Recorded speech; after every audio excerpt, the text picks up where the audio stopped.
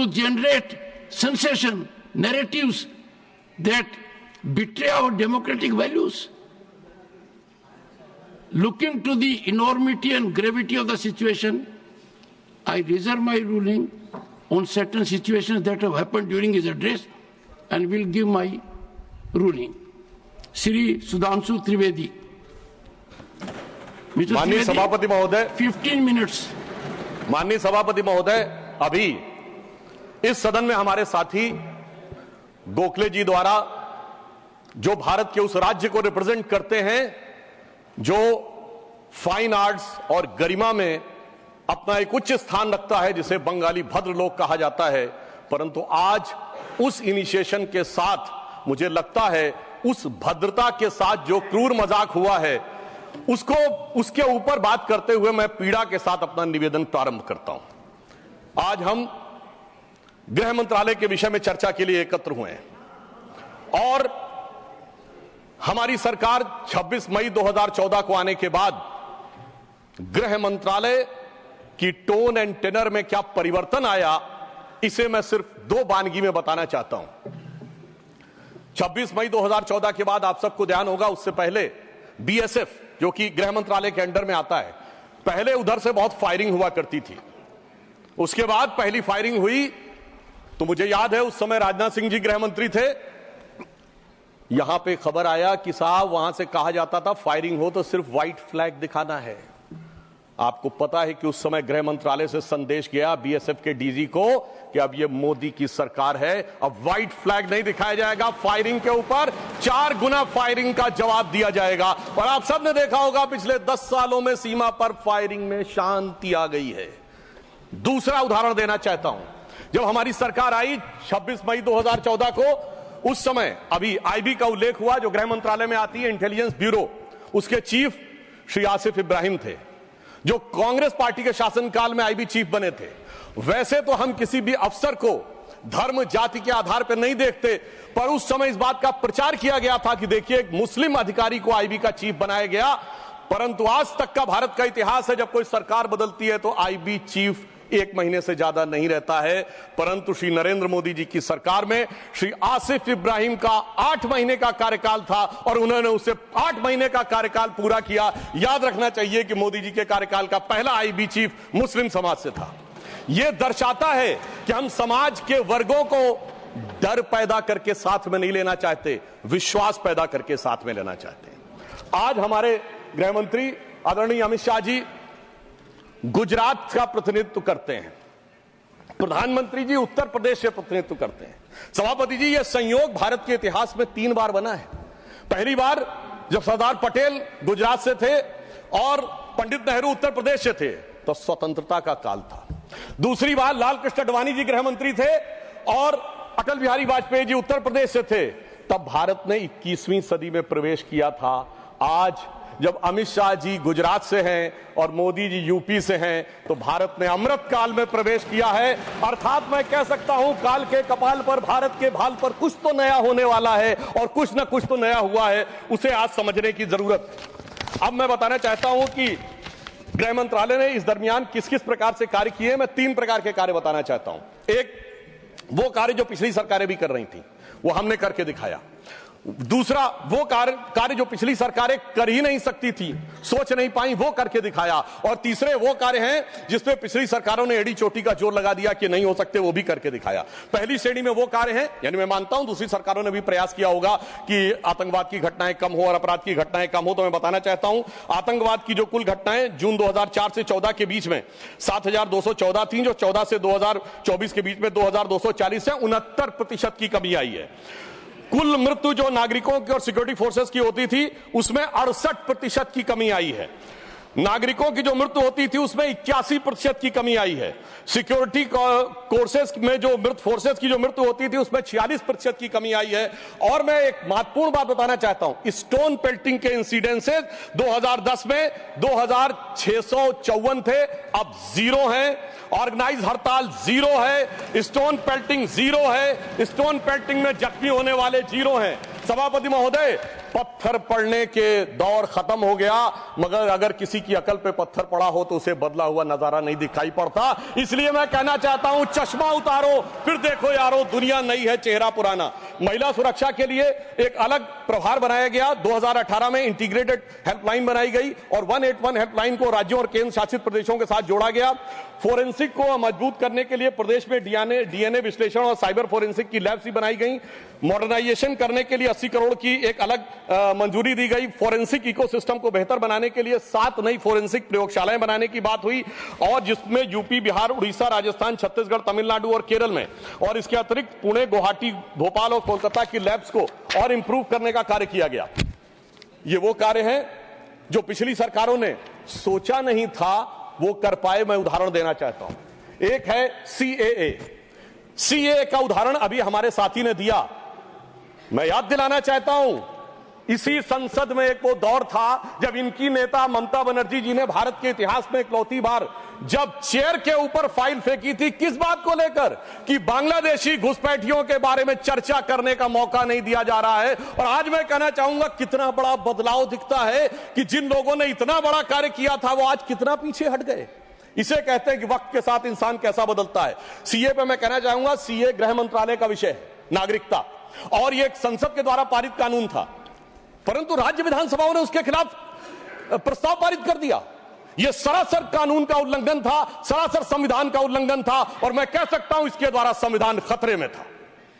दूसरा मैं उदाहरण देना चाहता हूं, यूएपीए का चेंज किया गया, यानी अब केवल एक संगठन आतंकवादी नहीं होगा, कोई व्यक्ति आतंकवादी होगा तो उसको भी आतंकवादी माना जाएगा। एनआईए एक्ट में आतंकवाद की परिभाषा स्थापित की गई। मृत्यु दंड पर यह संशोधन किया गया कि क्षमा याचना केवल संबंधित व्यक्ति ही कर पाएगा, दूसरा नहीं कर पाएगा। आपदा के लिए विशेष धनराशि की व्यवस्था की गई, और नक्सलवाद को समाप्त करने में अभूतपूर्व सफलता हमें मिली है। अभी दिसंबर के महीने में हमारे गृह मंत्री अमित शाह जी नक्सलवाद प्रभावित क्षेत्र में सीआरपीएफ के कैंप में पूरी रात गुजार कर आए हैं। जो लोग ये कहने का प्रयास करते हैं कि इसको डर और किससे वो, उससे उनको समझने का प्रयास करना चाहिए। अब वो दौर चले गए सभापति महोदय। मुझे याद है 6 अप्रैल 2010 को दंतेवाड़ा में 76 सीआरपीएफ के जवान शहीद हो गए थे, और उसके बाद ऐसे समाचार आते थे कि देश के कुछ विश्वविद्यालयों में शहीद जवानों के प्रति नहीं, नक्सलवादियों के समर्थन में कार्यक्रम हो रहे थे। वो दौर अब समाप्त हो गया। अब तीसरी श्रेणी में बताना चाहता हूं, वो काम आते हैं, किए हैं गृह मंत्रालय ने, जो पिछली सरकारें कहती रही कि ये नहीं हो सकता, नहीं हो सकता, वो करके दिखाया। धारा 35A, धारा 370।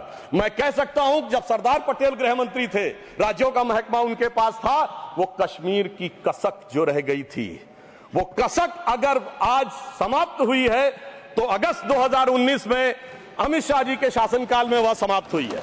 मैं कहना चाहता हूं, श्यामा प्रसाद मुखर्जी जी ने पहला बलिदान दिया था रावी के तट पर 26 जनवरी 1930 को। कांग्रेस के लाहौर अधिवेशन में स्वराज्य की शपथ ली गई थी, पर वो शपथ अधूरी रह गई थी।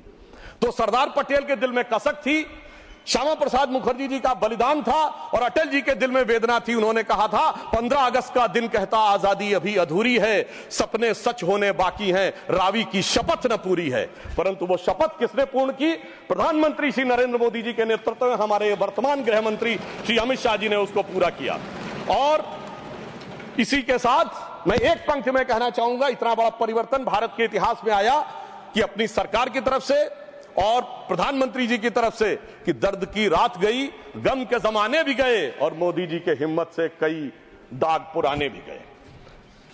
इसके अलावा जो कश्मीर में बड़ा परिवर्तन आया, मैं एक उदाहरण बताना चाहता हूं। अभी हमारे साथी ने डर का उल्लेख किया, तो मैं बताना चाहता हूं 10 सितंबर 2024 को भारत के पूर्व गृह मंत्री सुशील कुमार शिंदे जी का बयान था कि मैं गृह मंत्री के रूप में जाता था तो डल लेक में मैं गृह मंत्री के रूप में होता था, और डर के मारे उनकी क्या हालत होती थी, वह शब्द संसदीय नहीं है।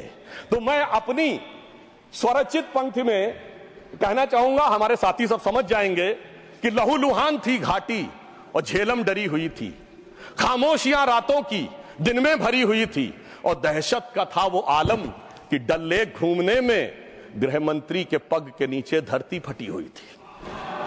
और आप समझिए आज हमारी स्थिति यह है कि हमारे गृह मंत्री वो हैं जिनको देखकर आतंकवादियों की छाती फटने लगती है और आतंकवाद के समर्थन करने वालों के छाती में दर्द होने लगता है। सभापति जी, मैं कहना चाहता हूं, उनकी सरकार और हमारी सरकार में यह अंतर था जो भारत की परंपरा में है। उन्होंने बहुत दिन नाग पंचमी की, नागों को दूध पिलाया। हमने जन्मेजय का नाग यज्ञ करके दिखाया जिसमें सारे नाग आकर समाहित हो गए। तो मैं एक पंक्ति में कहना चाहूंगा, कश्मीर घाटी को लहूलुहान करने वालों सुनो, एक भी शहीद हुआ जवान नहीं भूले हैं और दूध भी पिलाते हैं परंपरा हमारी मित्र, किंतु नाग यज्ञ का विधान नहीं भूले। और मैं ये कहना चाहता हूं, दूसरा उदाहरण, एक सिर्फ दूसरा उदाहरण, हमारे कांग्रेस के युवा नेता जिन्होंने तथाकथित भारत यात्रा निकाली, उसी कश्मीर कहते हैं कि हालात नहीं बदले। इस पूरे देश ने वो दृश्य देखा जब भैया और बहन दोनों सुरक्षित वातावरण में मधुर मनोभावों के साथ बर्फ के गोले के साथ खेलते नजर आ रहे थे। और ये वही कश्मीर था जहां उनके गृह मंत्री के पैर के नीचे धरती फटी जा रही थी। इतना बड़ा बदलाव भी दिखाई नहीं पड़ता। मैं पूछना चाहता हूं मेरे भाई कि अगर आप ये कहना चाहते हैं वही कश्मीर था जहां ऐसा इसके झंडे दिखाई पड़ते थे, जहां पाकिस्तान जिंदाबाद के नारे दिखाई पड़ते थे, वहां पर अगर आरजी और पीजी दोनों एक साथ सुरक्षित थे, एसजी भी खुश रही होंगी, मुझे लगता है जीजा जी को भी खुशी का एहसास होना चाहिए। मैंने किसी का नाम नहीं लिया है। और इसके लिए गृह मंत्री जी को साधुवाद देना चाहिए कि कश्मीर में इतना बड़ा बदलाव देखने को मिला है। कम से कम इतना तो करना चाहिए। और मैं अपने साथियों से कहना चाहूंगा जो उनके नेता बोलते हैं डरो मत, हकीकत का सामना करो कि कितना बदलाव आया है, इसको स्वीकार करो, डरो मत। डरने का काम देश के विरोधियों के लिए छोड़ दो हमारी सरकार ने। इसके अलावा हमारी सरकार के समय में इंडियन पैनल कोड को भारतीय न्याय संहिता के रूप में जो बदलाव किया गया वो एक महत्वपूर्ण बात है। परंतु मैं सभापति महोदय यह भी बताना चाहूंगा कि जब भी किसी चीज की तुलना हो तो तुलनात्मक होनी चाहिए। जब हमारी सरकार आई और गृह मंत्रालय का दौर आया तो उस जमाने में क्या अंतर था सिक्योरिटी में और आज क्या बड़ा अंतर है। राष्ट्रीय सुरक्षा सबसे प्रमुख दायित्व है। जैसा कि हमारे साथी ने कहा, लॉ एंड ऑर्डर तो स्टेट का सब्जेक्ट है, पर राष्ट्रीय सुरक्षा गृह मंत्रालय की बात मैं पूछना चाहता हूं। हमारी सरकार आने से पहले दिल्ली में धमाके नहीं होते थे क्या? मुंबई में नहीं होते थे? चंडीगढ़, गुवाहाटी, लखनऊ, फैजाबाद, जयपुर, नागपुर, हैदराबाद, कौन सा ऐसा शहर का जहां धमाके नहीं होते थे? चलती ट्रेन में धमाके, चलते बस में धमाके, लोकल ट्रेन में धमाके, और लिखा रहता था बस अड्डे पे धमाका, रेलवे स्टेशन पे धमाका, लिखा रहता था छूना नहीं धमाका हो जाएगा। मगर इसके बावजूद आज वो केवल दक्षिण कश्मीर के 4 जिलों तक सीमित हो गया है। इसके बावजूद इतना बदला हुआ नजारा नजर नहीं आता है। यह दर्शाता है कि कितना पूर्वाग्रह की दृष्टि है। और यह भी मैं बताना चाहता हूं, इस सरकार, पिछली सरकार के शासनकाल में जांच के अंदर किस प्रकार का कार्य हुआ, मैं 2 चीजों का उदाहरण देना चाहता हूं। समझौता एक्सप्रेस केस दुनिया के इतिहास का इकलौता केस होगा कि पहले वहां सरकार जांच कर रही थी कि पाकिस्तान ने कराया, अचानक यू टर्न ले लिया और तथाकथित हिंदू आतंकवाद पे आ गए। किस आधार के ऊपर? आरोपी के रूप में असीमा आनंद जी का जेल में इंटरव्यू। मैं पूछना चाहता हूं जेल में इंटरव्यू कैसे हुआ? बजाय इंटरव्यू लेने वाले पे कार्रवाई होने के पुलिस के सामने दिया गया बयान एडमिसिबल नहीं होता है और इंटरव्यू के आधार के ऊपर चेंज कर दिया। जबकि डेविड कोलमैन हेडली की तीसरी पत्नी फौजिया का अमेरिका में दिया इंटरव्यू है जिसमें सीधे सीधे उसने कहा कि यह पाकिस्तान का इन्वॉल्वमेंट था। दूसरा उदाहरण देना चाहता हूं, इशरत जहां केस। यह दुनिया के इतिहास में इन्वेस्टिगेटिव एजेंसी में एक अद्भुत उदाहरण होगा कि पहले भारत की आईबी और सीबीआई दोनों कह रही थी कि इशरत जहां आतंकवादी है, फिर अचानक सीबीआई ने स्टैंड चेंज कर दिया और कहा वो आतंकवादी नहीं है। मगर सभापति महोदय, आईबी चीफ कहते रहे कि वो आतंकवादी है। यानी ऐसा विचित्र उदाहरण था कि एक ही सरकार की 2 एजेंसी एक दूसरे के खिलाफ बोल रही थी। और जब हमारी सरकार आई और वो हलफनामा बदलने का आधार पूछा गया तो सभापति महोदय फाइल गायब थी। यह दर्शाता है कि सिक्योरिटी का किस प्रकार से मजाक उड़ाया गया। 26/11 का हमला हाफिज सईद ने कराया, यह इनकी सरकार मानती थी, मगर हमारे कई सम्मानित नेता उस तरफ बैठे हैं जो कहते थे आरएसएस ने कराया। सिक्योरिटी का जिस प्रकार का मजाक इनकी सरकार में उड़ाया गया है, यह दर्शाता है कि वो सिक्योरिटी किस प्रकार की थी। मुझे समझ में नहीं आ रहा था कि वो लोग जो अपने जमाने में क्या कहते थे कि इशरत जहां बेटी है, याकूब मेनन की जुडिशियल किलिंग हुई है, अफजल हालात का मारा है, जाकिर नायक शांति का मसीहा है, ओसामा जी हैं, हाफिज साहब हैं। इस हालात के बाद क्या होना था? मैं पूछना चाहता हूं, ये डर के बोल रहे थे या प्रेम से बोल रहे थे? या आपकी मोहब्बत की दुकान के सरमाएदार थे या मोहब्बत की दुकान के खरीदार थे? और मैं सिर्फ अब 2 स्टेटमेंट कोट करना चाहूंगा उस सरकार की हालत के लिए। 20 जनवरी 2013 को तत्कालीन गृह मंत्री सुशील कुमार शिंदे जी ने जयपुर में वक्तव्य दिया कि आरएसएस के कैंप्स में टेरर ट्रेनिंग की जाती है, और जब सुषमा स्वराज जी ने आके सदन में पूछा, गृह मंत्री ने अपना बयान वापस ले लिया। सोचिए, इस प्रकार का मजाक भारत की सुरक्षा के साथ कभी सुनाई नहीं पड़ता। और 14 जुलाई 2011 को कांग्रेस के एक चिर युवा नेता जो चिर क्रोधित और चिर आक्रोशित रहते हैं, उन्होंने एक वक्तव्य दिया था, but terrorism is something that is impossible to stop all the time. यानी हमेशा के लिए आतंकवाद को रोकना मुमकिन नहीं है। सभापति महोदय, जिस सरकार का चाल चलन ऐसा था, उसके हालात में रोकना मुमकिन नहीं था, पर आज मोदी जी की सरकार है तो मोदी है तो मुमकिन है, वो हमने करके दिखाया। मैं दूसरा बताना चाहता हूं उदाहरण। एक दौर था जिस जमाने में 26/11 हमले के बाद से पहले 2007 में आंतरिक सुरक्षा के लिए नीति क्या थी? हवाना में जाके यह कहा कि पाकिस्तान आतंकवाद से पीड़ित देश है। यह भारत सरकार का ऑफिशियल स्टेटमेंट था। 26/11 के हमले के केवल 9 महीने बाद जुलाई 2009 में शर्म एल शेख में ज्वाइंट डिक्लेरेशन में बलूचिस्तान का उल्लेख आया और यह कहा गया टेरर के अटैक से टॉक्स प्रभावित नहीं होंगी। मगर सभापति महोदय, जो हमारी सरकार आई तो हमने कहा टेरर के साथ टॉक्स नहीं होंगी। और जब से मोदी जी की सरकार आई है, हमने इस बात को बिल्कुल साफ साफ कर दिया है। और इसीलिए पिछले 11 साल ऐसे जब कोई औपचारिक द्विपक्षीय वार्ता नहीं हुई, सभापति महोदय, क्योंकि जब से हमारे गृह मंत्री जी आए हैं, हालात में जानते क्या बदलाव आया है। उस जमाने में शांति के कबूतर उड़ा करते थे, अब गुरु गोविंद सिंह जी के बाज उड़ते हैं। और जिसे हम अपने लखनऊ की भाषा में कहते हैं कि अम्मा मियाँ वो दिन लद गए जब उस्ताद लल्लू खा फाख्ते उड़ाया करते थे। और अब वो बदलाव ये देखने को मिला है। ये लोग तो वो हैं सभापति महोदय, जिन्हें भारत इतना कमजोर चाहिए था, किसी संसद भवन की छत के ऊपर जो शेर बने हैं उसके लिए लोग गए थे कोर्ट में कि शेर ज्यादा आक्रामक दिख रहे हैं। यानी इन्हें शेर बिल्ली जैसे चाहिए थे, बिल्ली जैसे नहीं, भीगी बिल्ली जैसे चाहिए थे। परंतु शायद ये भूल गए कि हमारे प्रधानमंत्री जी और गृह मंत्री जी गुरु गोविंद सिंह जी से भी प्रेरणा लेते हैं, शिवाजी महाराज से भी प्रेरणा लेते हैं, महाराणा प्रताप से भी प्रेरणा लेते हैं। और उनकी तरफ से हमारी नीति के लिए कहना चाहूंगा कि मन में है धैर्य और तन में प्रचंड शौर्य, बन चंद्रगुप्त मौर्य प्रलय मचाएंगे। और महाराणा और शिवा की संतति कहाते हम शीश कट जाए भले झुकने ना पाएंगे। और बार बार छेड़िए ना भारत स्वाभिमान को, अन्यथा बाद में बहुत पछताएंगे। सौगंध मां भवानी की उठेगी ललकार, जब आपके घरों पे चील कौवे मंडराएंगे। और ये आपने देखा, ये बालाकोट में भी दिखा, ये सर्जिकल स्ट्राइक में भी दिखा। पर तब हमारे विरोधी क्या कहते थे? आदमी मरे थे कि कौवे मरे थे, पेड़ गिरी थी कि बिल्डिंग गिरी थी। इस प्रकार के मजाकिया बात करने वाले लोगों को मैं बताना चाहता हूं कि भारत की व्यवस्था, अभी एक विषय का उल्लेख आया हमारे साथी ने, मैं एक बात पूछना चाहता हूं। वोटर डुप्लीकेशन की बात हमारे विरोधी उठाते हैं। मैं कहना चाहता हूं, अगर वोटर डुप्लीकेशन की बात करना चाहते हो तो पहले सिटीजनशिप डुप्लीकेशन तो क्लियर कर लीजिए।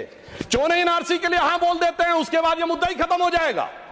भाई, जब आप कह रहे हैं कि वोटर्स को लेकर आपके मन में संदेह है तो एक बार एनआरसी करवा दीजिए, दूध का दूध पानी का पानी। मगर सभापति महोदय, एनआरसी क्यों नहीं करानी है? उसका कारण यह है कि पिछले चुनाव में सबसे बड़ी जीत कहां पे हुई है? असम की धुबरी सीट पे कांग्रेस के नेता रकीबुल हसन 10,25,000 से जीते हैं। और असम के जो हमारे साथी यहां बैठे होंगे, धुबरी को मिनी बांग्लादेश कहा जाता है। तो इसलिए एनआरसी नहीं करानी है, मगर डुप्लीकेशन का मुद्दा उठाना है। मैं पूछना चाहता हूं जो लोग इस विषय को उठाना चाहते हैं। सर, मैंने तो बोला ही नहीं, मैंने तो सिर्फ ये तारीफ की वो जीते हैं। I have just put up the facts and nothing personal. I have said he has got the biggest. Sir, हमने तो सिर्फ एक डाटा बताया है। Sudhanshu ji, take your seat. Honourable members, एक second, 1 second. Honorable members, my very extensive ruling is there that this House, the Council of States, is well within its rights to discuss conduct of any person, including member of that House. Not, I will look into it. Look here. 1 second. 1 second. Honorable HM. मान्यवर, मैं बड़े ध्यान से माननीय सदस्य का भाषण सुन रहा था। इन्होंने कोई टिप्पणी माननीय सदन के दूसरे सदन के सदस्य के लिए नहीं की। इनका जीत का मार्जिन बताया, वो रिकॉर्ड का हिस्सा है मान्यवर, भारत के चुनाव आयोग के रिकॉर्ड का हिस्सा है। और इसमें अगर थोड़ा ऊपर नीचे होगा 2-5 हजार, तो कल भाई लेटर देकर सुधार देना सुधांशु। नहीं, एक सेकंड माननीय सदस्यगण, इसी सदन में